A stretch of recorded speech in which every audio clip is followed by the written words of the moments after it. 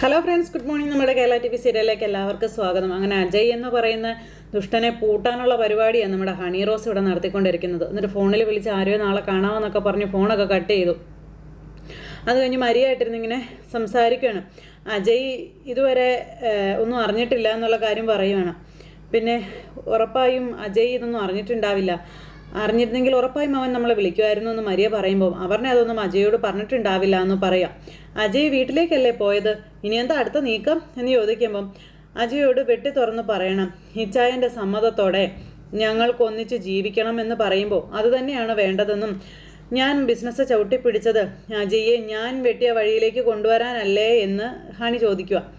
ആ പൊട്ടിപ്പെണ്ണിനെയും കെട്ടിപ്പിടിച്ചിരിക്കാതെ കൂടുതൽ ഉയരത്തിൽ പറക്കണമെന്നുണ്ടെങ്കിൽ അജയ് വരുമെന്ന് ഇങ്ങനെ പറയുമ്പോൾ നീ അടുത്തത് ചെയ്യേണ്ടത് എന്താണെന്ന് ഞാൻ പറയാം. നിരഞ്ജനയുടെ മുന്നിൽ നീ ചെല്ലേണ്ട സമയമായെന്നും നീ അത് ചെയ്യണം, ഇനി അത് പതുങ്ങിയിരുന്ന് മുന്നോട്ട് കൊണ്ടുപോയിട്ട് കാര്യമില്ല എന്നും പറഞ്ഞു കൊടുക്കുക മരിയ. നഷ്ടപ്പെടുത്തി കളയാൻ നമുക്ക് സമയമില്ല എന്ന് പറയുമ്പം ശരിയാണ് നീ പറഞ്ഞത്.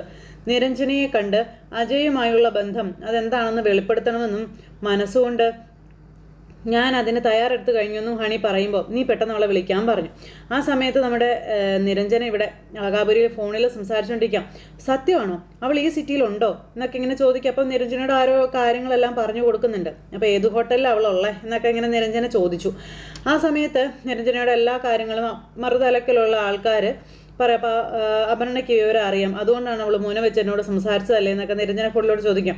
നീ എനിക്കൊരു ഹെൽപ്പ് ചെയ്യണം, അജയ് അവളെ കാണാൻ എത്തിയാൽ ഉടനെ എന്നെ ഒന്ന് വിവരം അറിയിക്കണമെന്നുള്ള കാര്യം നമ്മുടെ നിരഞ്ജന ഇങ്ങനെ പറയുക. അപ്പോൾ ശരിയെന്ന് പറഞ്ഞു ഫോൺ അങ്ങ് കട്ട് ചെയ്തിട്ട് നിരഞ്ജന ഇങ്ങനെ ആലോചിച്ചുകൊണ്ട് നിൽക്കുമ്പോൾ റൂമിൽ ഇങ്ങനെ കൊട്ടുന്ന ശബ്ദം കേട്ട് ചെന്ന് വാതിൽ തുറന്നു നിരഞ്ജന. അപ്പോൾ അത് അജയ് ആയിരുന്നു. അപ്പോൾ അജയ് ഇന്ന് വരില്ലെന്നാണ് ഞാൻ കരുതിയത് എന്ന് നിരഞ്ജന പറയുമ്പോൾ ഞാൻ പിന്നെ അവിടെ പോകാനാണെന്ന് അജയ് ചോദിച്ചു. അല്ല, അജയ്ക്ക് ഇഷ്ടം പോലെ ഫ്രണ്ട്സും കാര്യങ്ങളൊക്കെ ഉള്ളതല്ലേ എന്ന് നിരഞ്ജന ഒരു കുത്തും കോളും വെച്ച് ചോദിക്കുമ്പം എനിക്ക് സീരിയസ് ആയി നിരഞ്ജനയോടൊന്ന് സംസാരിക്കണം. ഞാൻ സംസാരിക്കാൻ വരുമ്പോഴൊക്കെ ഓരോന്ന് പറഞ്ഞ് നിരഞ്ജന എന്നെ ഒഴിവാക്കി വിടാനാണ് ശ്രമിക്കുന്നതെന്നുള്ള കാര്യമൊക്കെ അജയ് നിരഞ്ജനോട് പറഞ്ഞു. അപ്പം നിരഞ്ജന പുഞ്ചിരിച്ചുകൊണ്ട് നിൽക്കുക. നേരം ഇത്രയൊക്കെ ആയില്ലേ, സംസാരം നാളെ രാവിലെ പോരെ എന്ന് നിരഞ്ജന നേരം അജയോട് ചോദിച്ചു. അപ്പം അജയ് ഭയങ്കര ഗൗരവത്തോടെ ഇങ്ങനെ നിരഞ്ജനയുടെ അടുത്തേക്ക് കയറി വരിക. ഞാൻ ഈ റൂമിൽ ഉറങ്ങിക്കോളാമെന്ന് അജയ് പറയുമ്പോൾ അജയ് എന്താ ഈ പറയുന്നത്, അതൊന്നും പറ്റത്തില്ല, എനിക്ക് വെളുക്കുന്നത് വരെ ജോലിയുണ്ട്, എനിക്ക് കുറേ റെഫർ ചെയ്യാനുണ്ട്, നാളെ വാദം ഉള്ളതാണെന്നൊക്കെ പറഞ്ഞു അജയ് ചെല്ലാൻ പറഞ്ഞു നിരഞ്ജനയെ. ആ സമയത്ത് വാദിക്കണ്ടെന്നൊക്കെ ആരാ പറഞ്ഞതെന്ന് അജയ് ചോദിച്ചു. അപ്പോൾ അജയ് പ്ലീസ് റൂമിലേക്ക് എല്ലാം പറഞ്ഞു നിരഞ്ജന. അന്നേരം ഞാൻ എന്തിനൊഴിഞ്ഞു പോകണം, അതിൻ്റെ ആവശ്യം എന്താ, ഇനി ഞാൻ ഉറങ്ങുന്നത് ഈ റൂമിൽ തന്നെയാണെന്ന് അജയ് നിർബന്ധിച്ച് നിരഞ്ജനോട് പറയുമ്പോൾ പെട്ടെന്ന് നിരഞ്ജനയുടെ ഫോണിലേക്ക് കോൾ വന്നു. അപ്പോൾ നിരഞ്ജന അത് അറ്റൻഡ് ചെയ്തു. ഹലോ, ആരാ എന്ന് ചോദിച്ചപ്പോഴേക്കും ഞാൻ നിരഞ്ജനയല്ലേ എന്ന് ചോദിച്ചു. അതേന്ന് പറഞ്ഞു. നിങ്ങൾ ആരാണെന്ന് ചോദിക്കുമ്പോൾ ഞാൻ ഹണി റോസ് ആണെന്ന് പറഞ്ഞു. പെട്ടെന്ന് നമ്മുടെ നിരഞ്ജന ഒന്ന് സ്റ്റക്കായെങ്കിലും പെട്ടെന്ന് ഹണി റോസ് ആയിരുന്നോ എന്ന് ചോദിച്ചപ്പോഴത്തേക്കും അജയ് പതുക്കെ എഴുന്നേറ്റു. അജയ് ഒട്ടും പ്രതീക്ഷിച്ചില്ല അങ്ങനെ ഒരു കോൾ വരുമെന്ന്. പെട്ടെന്ന് നിരഞ്ജന അജയ് അടിമുടി ശ്രദ്ധിക്കാൻ തുടങ്ങി.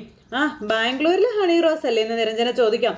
ഒരിക്കൽ നമ്മളിവിടെ വെച്ച് പരിചയപ്പെട്ടിട്ടുണ്ട്, എന്താ ഹണി റോസ് വിളിച്ചേ എന്ന് നിരഞ്ജന ചോദിക്കുമ്പോൾ അജയ് നിന്ന് ഉരുകി വെട്ടി വേർത്തോണ്ടിരിക്കുക കേട്ടോ. ഇവളെന്താ പറയാൻ പോകുന്നതെന്ന് അജയ്ക്ക് അറിയില്ലല്ലോ.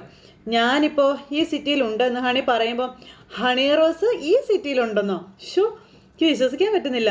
വല്ല ബിസിനസ് ആവശ്യത്തിനോ മറ്റോ വന്നതാണോ? അല്ല, എന്നെ കോണ്ടാക്ട് ചെയ്യാനിപ്പോൾ എന്താ കാരണം എന്നൊക്കെ ഇങ്ങനെ ചോദിച്ചു. അപ്പം ചില പ്രശ്നങ്ങളും കാര്യങ്ങളും ഉണ്ട്, അത് സോൾവ് ചെയ്യണമെന്നും ഹണി പറയാം.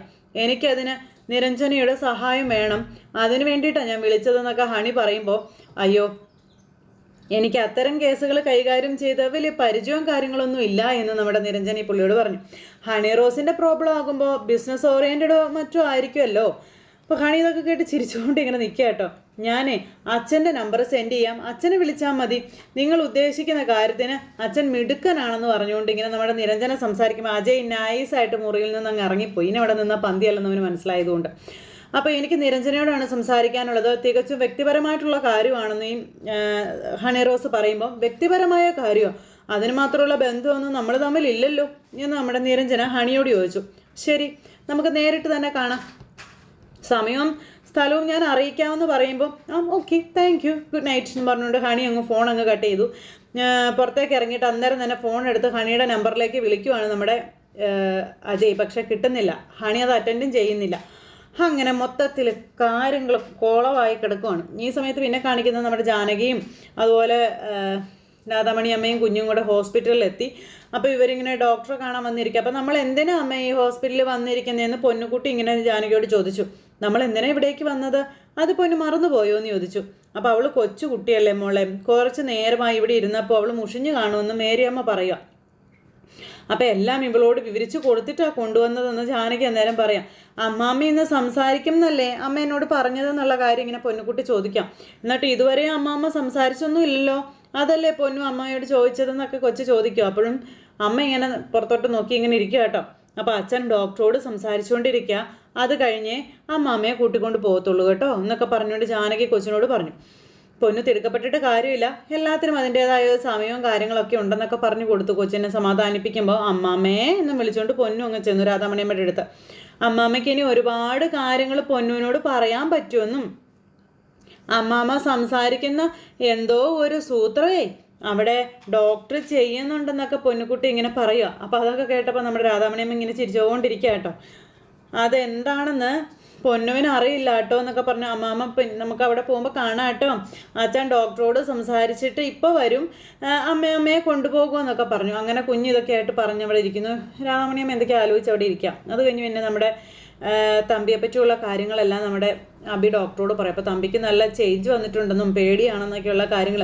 നല്ലൊരു ആർട്ടിസ്റ്റിനെ തന്നെയാണ് ഞാൻ കണ്ടത്, രേഖാചിത്രങ്ങളൊക്കെ വരച്ച് പോലീസ് അന്വേഷണമൊക്കെ നടത്താനായിട്ട് സഹായിച്ചിട്ടുള്ള ഒരാളാണെന്നും തമ്പിയുടെ ഇപ്പോഴത്തെ ചിത്രം വെച്ചിട്ടാണ് 25 വർഷം മുൻപുള്ള തമ്പിയുടെ മുഖം അയാൾ ഭാവനയിൽ കണ്ടതെന്ന കാര്യം പറഞ്ഞു.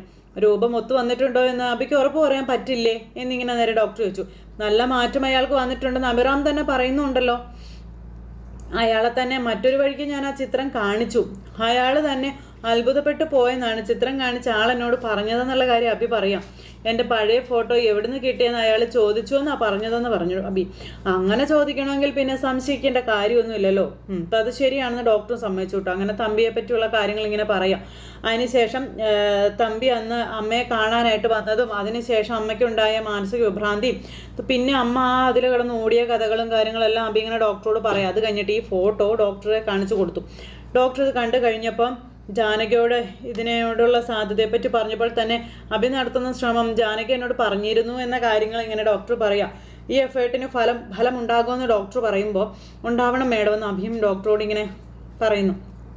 ജാനകിയെപ്പറ്റി ഞാൻ മേഡത്തിനോട് പറഞ്ഞല്ലോ, അനാഥ എന്നുള്ളൊരു പരിഹാസം സഹിക്കാവുന്നതിനപ്പുറം അവൾ അനുഭവിച്ചതാണെന്നും അതാണ് അവളെ അമ്മയെ കണ്ടെത്തിയപ്പോൾ മുതൽ ഇവിടം വരെ കൊണ്ടെത്തിക്കാനുണ്ടായ സാഹചര്യം എന്നൊക്കെ ഡോക്ടറോട് പറയാം. അത് അവളുടെ അമ്മയാണെന്ന് പറയാൻ അവൾക്ക് കഴിയുന്നില്ല, അതാണ് ഏറ്റവും വലിയത്. ഇതിലവൾ ജയിച്ച് കാണണം മേഡം, കാണിക്കണമെന്ന് പറയും. അപ്പം നമ്മൾ ശ്രമം തുടരുകയാണ്.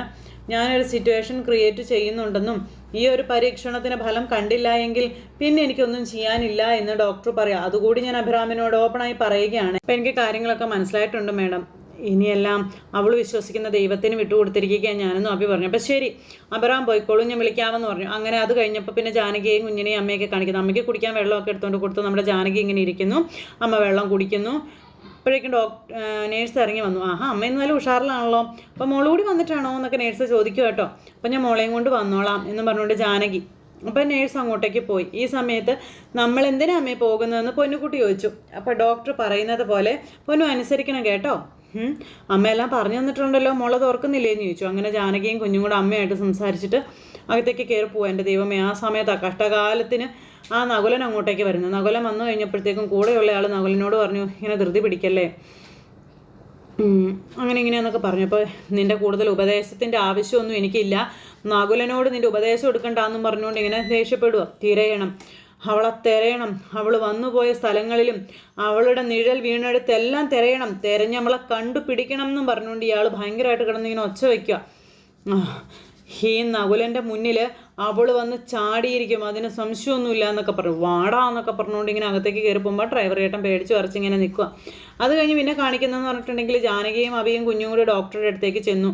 അപ്പോൾ കുഞ്ഞിനോട് ഡോക്ടർ ഓരോ കാര്യങ്ങളൊക്കെ ചോദിക്കുക. അപ്പോൾ ഒരു സാധനം ചെവിയിൽ വെച്ച് കൊടുത്തിട്ട് ഇത് എന്താണെന്ന് അറിയാമോ എന്ന് ചോദിച്ചു. അപ്പോൾ ഒരു ഹെഡ്സെറ്റ് ഇയർബഡ്സാണ് വെച്ച് കൊടുക്കണേ. അപ്പോൾ ഇത് എന്താണെന്ന് അറിയാമോ എന്ന് പൊന്നുകുട്ടിയോട് ഡോക്ടർ ചോദിച്ചപ്പം എനിക്കറിയാം, ഇത് ചെവിയിൽ വെച്ചാൽ പറയുന്നതെല്ലാം കേൾക്കാം, ഇത് ചെറിയച്ഛൻ്റെ കയ്യിലും ഉണ്ട് എന്നൊക്കെ നമ്മുടെ പൊന്നുകുട്ടി ഇങ്ങനെ പറഞ്ഞു കേട്ടോ. അപ്പോൾ അമ്മാമ്മയോട് പൊന്നു ആ റൂമിലിരുന്ന് സംസാരിക്കാൻ പോവുക, പൊന്നു ചോദിക്കേണ്ട കാര്യങ്ങൾ ഞാൻ പറഞ്ഞു തരാം കേട്ടോ എന്ന് ഡോക്ടർ ആൻറ്റി പറഞ്ഞു. അപ്പോൾ പൊന്നു അത് അമ്മാമ്മയോട് ചോദിക്കണമെന്ന് പറഞ്ഞു. അപ്പോൾ മേഡം പറയുന്ന മോൾക്ക് മനസ്സിലായോ എന്ന് അഭി ചോദിക്കുമ്പോൾ മനസ്സിലായി അച്ഛാന്ന് പറഞ്ഞു. പൊന്നു അത് കാതിൽ വെച്ചേ സംസാരിച്ചിട്ടുണ്ടല്ലോ എന്നൊക്കെ ഇങ്ങനെ കൊച്ചു പറഞ്ഞു. പാട്ടും കേൾക്കാവല്ലോ എന്നൊക്കെ പൊന്നു പറയുമ്പോൾ പൊന്നും ഇടിക്കുകയാണല്ലോ എന്ന് ഡോക്ടർ ഇങ്ങനെ പറഞ്ഞു. അപ്പോൾ പൊന്നും അമ്മാമ്മയും സംസാരിക്കുന്നതൊക്കെ മേഡം കാണുകയും കേൾക്കുകയും ഒക്കെ ചെയ്യും കേട്ടോ എന്ന് പറഞ്ഞു. അപ്പോൾ അതനുസരിച്ചായിരിക്കും മേഡം ഓരോ കാര്യങ്ങൾ പൊന്നുവിന് പറഞ്ഞു തരാൻ പോകുന്നത്. കൊച്ചെല്ലാം ആന്ന് പറഞ്ഞ് മൂളി കേട്ടു. അവൾക്കത് മനസ്സിലായെന്നപ്പോൾ നമ്മുടെ അഭി പറയുകയും ചെയ്തു. അതിനുശേഷം കുഞ്ഞുമായിട്ട് നേഴ്സകത്തെ പുറത്തേക്ക് പോയി. അപ്പോൾ അത് കഴിഞ്ഞപ്പോൾ അമ്മയും മേരിയമ്മയും കൂടെ അവിടെ ഇരിക്കുമല്ലേ. തൊട്ടടുത്ത നിമിഷം അവരുടെ തൊട്ടു പിന്നാലെ ദേ വരുന്നു നകുലൻ ഇങ്ങനെ തേടി അതിലെ വരും. അതിലെല്ലാം തേടി പല്ലു ഉറുമി പിടിച്ച് ഇതിലെല്ലാം നടക്കുക. അമ്മ അവിടെ ഇരിക്കുന്നു. ഈ ഒരു സമയത്ത് നകുലന് തലനാരിഴയ്ക്കെന്ന് പറയാം, അവരെ കാണാതെ പോയി. ഈ സമയത്ത് നമ്മുടെ പൊന്നുകുട്ടി അമ്മാമ്മ വന്നില്ല എന്നും പറഞ്ഞ് അവിടെ നിന്ന് ഒച്ചയ്ക്ക് വിളിച്ചു പറയാം. അപ്പോൾ അമ്മാമ്മ ഇപ്പോൾ വരുമ്പോൾ അവിടെ ഇരിക്കുമെന്നും പറഞ്ഞുകൊണ്ട് അവിടെ നിന്നൊരു ശബ്ദവും വരുന്നുണ്ട്. അത് കഴിഞ്ഞ് കുറച്ച് കഴിഞ്ഞപ്പോഴത്തേക്കും നമ്മുടെ രാധാമണി അമ്മയെയും കൊണ്ട് നേഴ്സ് അവിടേക്ക് വന്നു. അപ്പോൾ ജാനകിയും അഭിയും എല്ലാവരും ഇതൊക്കെ അപ്പുറം സ്ക്രീനിൽ കണ്ടുകൊണ്ടിരിക്കുക. അപ്പോൾ പൊന്നുകുട്ടി അമ്മാമ്മ പൊന്നുവിനും അമ്മാമ്മയ്ക്കും കൂടി ഇവിടെ ഇരിക്കാൻ കേട്ടോ എന്നൊക്കെ പൊന്നു പറയുക. അപ്പോൾ പൊന്നു ഡോക്ടർ ആൻറ്റി പറയുന്നത് കേൾക്കുന്നുണ്ടല്ലോ അല്ലേന്ന് ചോദിച്ചു. അപ്പോൾ കേൾക്കാമെന്ന് പൊന്നുകുട്ടി പറഞ്ഞു. അപ്പോൾ ജാനകിയുടെ കണ്ണൊക്കെ നിറയട്ടെ, എന്തെങ്കിലും ഒരു പ്രതീക്ഷ ഉണ്ടാവണേ എന്നുള്ളൊരിതിൽ. അപ്പോൾ അഭ്യം തൊട്ടരികിൽ ഭയങ്കര സന്തോഷത്തോടെ ഇരിക്കുക. അപ്പോൾ ഓക്കെ പൊന്നു സംസാരിച്ചോളാൻ പറഞ്ഞു.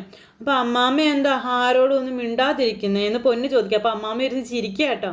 അതിൻ്റെ കാരണം അമ്മാമ്മ പൊന്നുവിനോട് മാത്രം പറഞ്ഞാൽ മതി എന്നൊക്കെ പറഞ്ഞു. ഞാൻ ആരോടും പറയില്ല എന്നൊക്കെ പൊന്നു ഇങ്ങനെ പറഞ്ഞു. പ്രോമിസൊക്കെ വെച്ച് കൊച്ചിങ്ങനെ അമ്മാമ്മയെ കൊണ്ട് സംസാരിപ്പിക്കാം.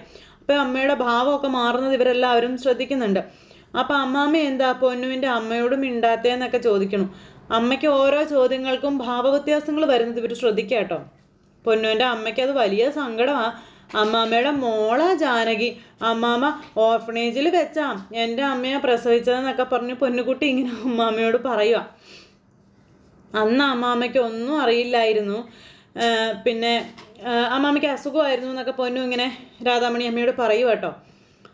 എൻ്റെ അമ്മയെ പ്രസവിച്ച ഉടനെ ആരോടും പറയാതെ അമ്മാമ്മ ഇറങ്ങിപ്പോയി എന്ന കാര്യമൊക്കെ പൊന്നുകുട്ടി ഇങ്ങനെ രാധാമണി അമ്മയോട് പറയും. ഇതെല്ലാം അപ്പുറം ഇരുന്ന് ഇവർ കാണുകയും കേൾക്കുകയും ചെയ്യുന്നു.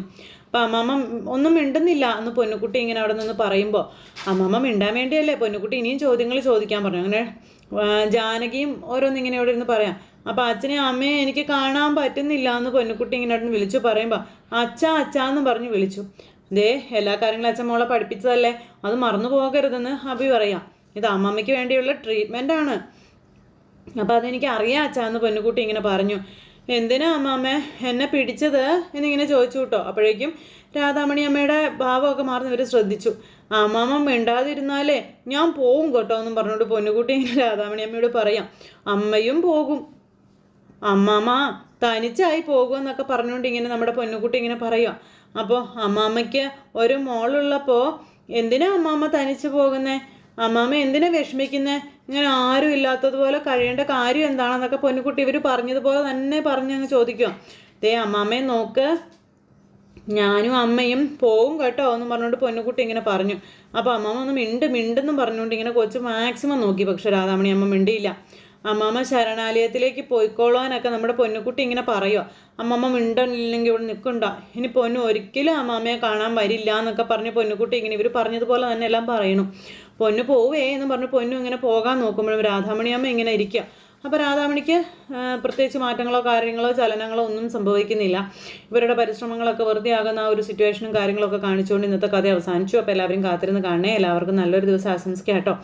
എല്ലാവരുടെ സപ്പോർട്ടിനും സ്നേഹത്തിനും ഒത്തിരി നന്ദി അറിയിക്കുന്നു. അടുത്ത സൂപ്പർ ഹിറ്റ് കഥയുമായി കാണുന്നത് വരെ എല്ലാവർക്കും ടാറ്റ.